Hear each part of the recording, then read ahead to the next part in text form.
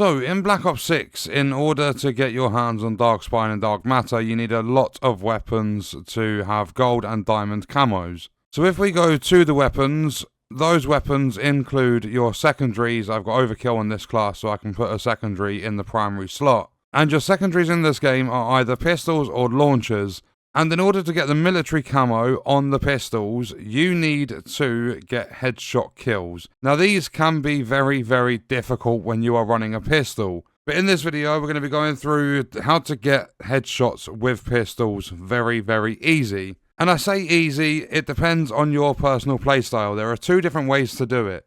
And you'll see that I don't quite have gold, but I've got the 100 headshot kills. So the way I like doing it is to be that little bit more aggressive, and I've run a micro reflex, or as is known, the Kepler microflex. If you're gonna run a sight like this, then what you want to do is be that little bit more aggressive when you're running around the map. You can sit back at the back of the map, because I play hardcore face-off mosh pit. You can sit at the back of the map, but you're going to struggle a little bit, because this reflex is literally a reflex sight. So if you want to be that little bit more defensive, you want to sit back, you don't want to be running around and going for close-up headshots, then what you can do is you can unlock, when you get the full auto pistol to level 20, you can unlock the Kepler pistol scope. This gives it the 3.5 times magnification, and it lets you, it's basically like a small sort of sniper scope. So this will give you the ability to aim at the head a lot better from a much bigger distance. So if you want to be patient, you want to sit towards the back of the maps, then chuck on the Kepler pistol scope.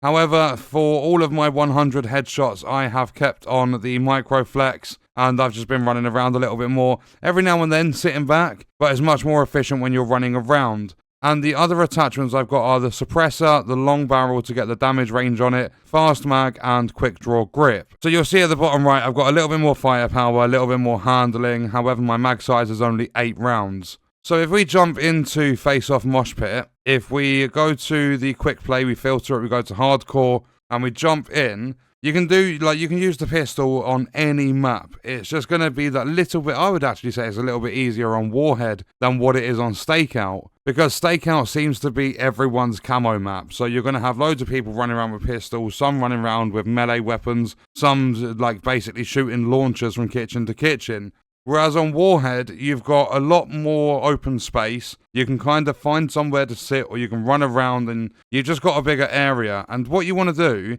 is, say for an example, this height here is how you would normally aim towards your enemies, like towards the chest sort of area. You just want to up it that little bit more. And you can use your teammates for a very good idea of where you need to be aiming to get headshots. Over the 100 headshots, I've got a lot better at aiming towards the head, because it has to be directly in the head you are hitting. So all you want to do is be that little bit more aggressive. It's going to be quite difficult in hardcore because you die so quick, and the pistol's obviously nowhere near as easy to kill with as what it is with an assault rifle or an SMG, for an example.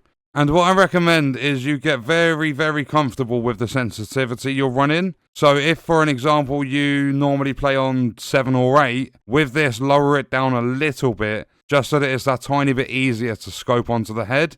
And the good thing about having the long barrel for the extra damage range is that you can pop headshots in a one-shot in hardcore from across the map. So if I was to get the person that was just in that bus, if I landed a shot on their head, they would die in one bullet. And it also helps for if you miss the headshot and still hit them in the chest or anything, they're still going to die one shot. Every now and then, if you hit someone in the leg, they are going to get, you'll get a hit marker you have to hit a couple of times, depending on the range.